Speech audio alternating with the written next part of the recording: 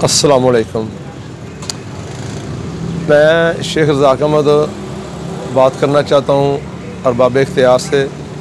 ये जो ऊपर वाली सीटों पे लोग बैठे हुए हैं, मेरा बच्चा गवर्नमेंट डिग्री कॉलेज शरकपुर में ज़ेर तलीम है और वो ACS कर रहा है, वहाँ पे सेकेंडरी का स्टूडेंट है वो। अभी परसों वो स्लिप लेने कॉलेज गया, पता चला उसको दूसरे साथियों की स्लिपें आ गई हैं।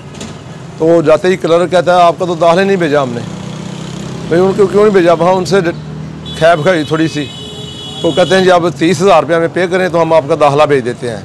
हमारे पास तो जो जेन्युइन फ़ीस है उसकी कापी भी है, ठीक है जी।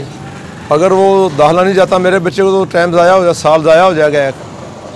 तो राना तनवीर साहब से मैं रिक्वेस्ट करता हूँ, वो वज़ीर तलीम है, उनका ये हल्का है, तो यहाँ पे तवज्जो दें। यहाँ पे तलीमी जो माहौल है वो बड़ा ख़राब हुआ पड़ा है, और जो ख़ासकर क्लैरिकल जॉब जो गवर्नमेंट मुलाजम हैं वो बच्चों से तावन नहीं कर रहे, और आगे भी ये मसले मिसाल यहाँ पे आते रहे हैं शरकपुर।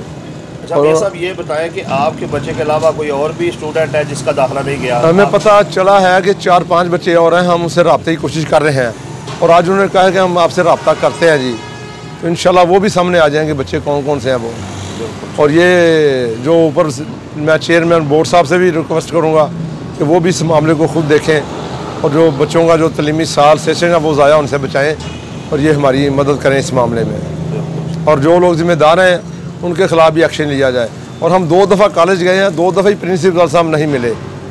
एक दफ़ा पहले गए हैं स्लिप लेने के लिए, उस उनके पास जाने की कोशिश की, वो बैठे ही नहीं थे। दूसरी दफ़ा फिर गए हैं तो वो फिर नहीं बैठे हुए थे। तो ये आपने मसला हमारा सुना है, और आप कोशिश करें कि ये मसला हमारा हल हो। मेहरबानी।